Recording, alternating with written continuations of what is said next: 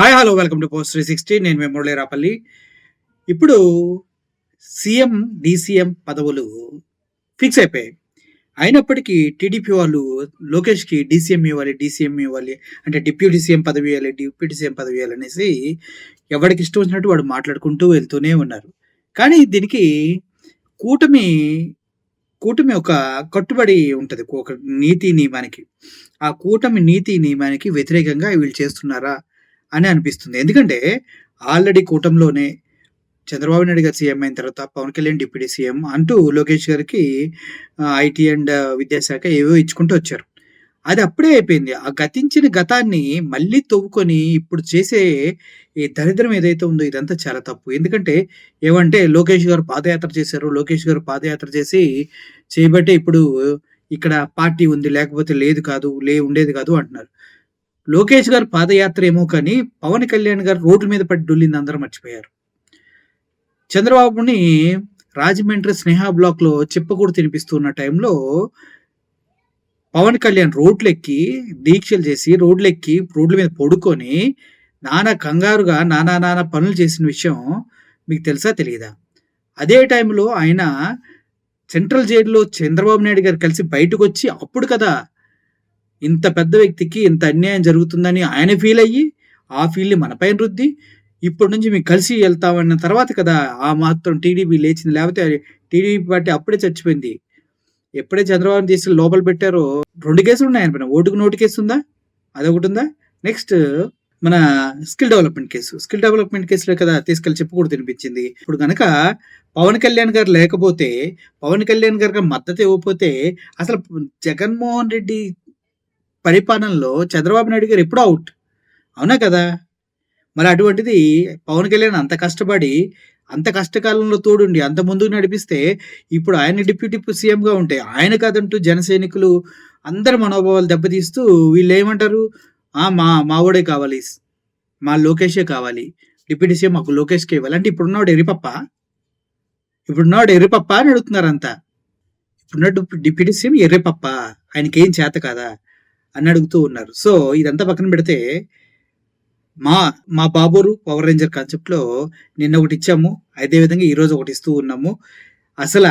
ఈ deputy CM గురించి జరిగే పోరాటాన్ని లోకేష్‌ని మేము ఎలా అభివర్ణిస్తున్నామో ఆ వర్షన్ మొత్తాన్ని మీకు అర్థమయ్యేలాగా క్లియర్‌గా చెప్పాం. ఒకసారి చూడండి. అందరికి నమస్కారం అండి. నేను మీ పవర్ రేంజర్ మాట్లాడుతున్నా అండి. ఎట్టా చిన్నబాబును ఉప ముఖ్యమంత్రిని చెయ్యాలా?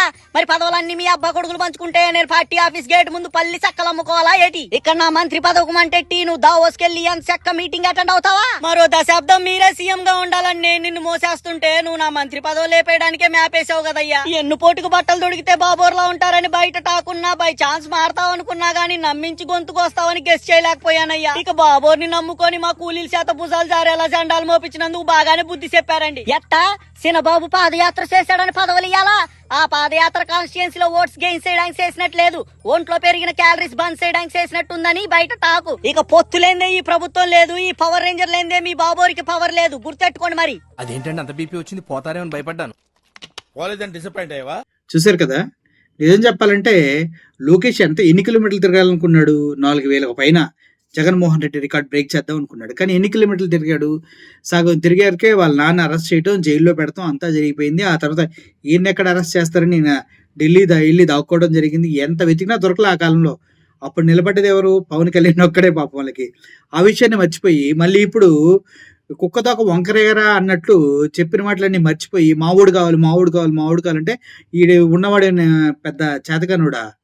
ఎందుకు ఉన్నవాడు ఇప్పుడు వాళ్ళ పార్టీ పైనే గట్టిగా ఎదురు తిరుగుతున్నాడు, గట్టిగా నిలబడుతున్నాడని భయం. అంతే కదా!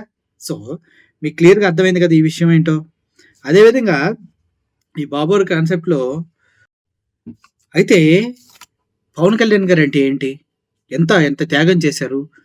మా తల్లిదండ్రులు తిట్టినోళ్ళు లోకేష్ అంటూ వాళ్ళపైన ఎద్దేవా చేసి వాళ్ళపైన పగబట్టి ఎప్పటికీ క్షమించనని చెప్పాడు. అదేవిధంగా చంద్రబాబు నాయుడు అధికారంలోకి వస్తే మీ భూములను లాగేసుకుంటాడు, ఇసుక మాఫియా దోపిడీ చేస్తాడని గతంలో చాలా మాటలు మాట్లాడాడు. రిటైర్మెంట్ తీసుకోవాల్సిన వయసులో నీకెందుకు ఆ పదవి అని కూడా మాట్లాడాడు. అయినా అవన్నీ మర్చిపోయి చంద్రబాబు నాయుడు గారు సెంట్రల్ జైల్లో చెప్పకూడుతుంటున్నాడు అని తెలియగానే అన్నీ మర్చిపోయి మానవతా దృక్పథంతో రోడ్ల మీద పడి ఉల్లాడేసి ఏడ్చి మొత్తుకొని కావాల్సినన్ని సార్లు వెళ్ళి చంద్రబాబు నాయుడు గారిని కలిసి తన బాధను వెల్లపించి నేనున్నా మీకని భరోసా ఇస్తే అన్నీ మరిచిపోయిన వ్యక్తిని, తల్లిని తిట్టినా మర్చిపోయిన వ్యక్తిని, అదే తల్లిని పచ్చి బూతులు తిట్టారని చెప్పి ఏడ్చి దాన్ని కూడా మర్చిపోయి టీడీపీకి సహకరిస్తే అవకాశవాది అని ప్రపంచం మొత్తం కూడా కూస్తున్నా ఆయన మీకోసం వెళ్తా నిలబడితే ఇప్పుడు ఏం చేస్తున్నారు మీరు? డిప్యూటీ సీఎంగా పీకేయాలని చూస్తున్నారు. అసలు ఈ బాధ తట్టుకోవడానికి అసలు సాధ్యమేనా? ఒక్కసారి మా బుడ్డోడు ఏం చెప్తున్నాడు కూడా వినండి ఈ అవకాశవాదం గురించి. అందరికి నమస్కారం అండి. నేనండి మీ అమలాపురం ఆన్సర్లు అప్పారావు మాట్లాడుతున్నా అండి. మరి మనకి ఈ రోజు వచ్చిన క్వశ్చన్ ఏంటంటే, ఒరే అప్పారావు, అవకాశవాద అంటే ఏటి?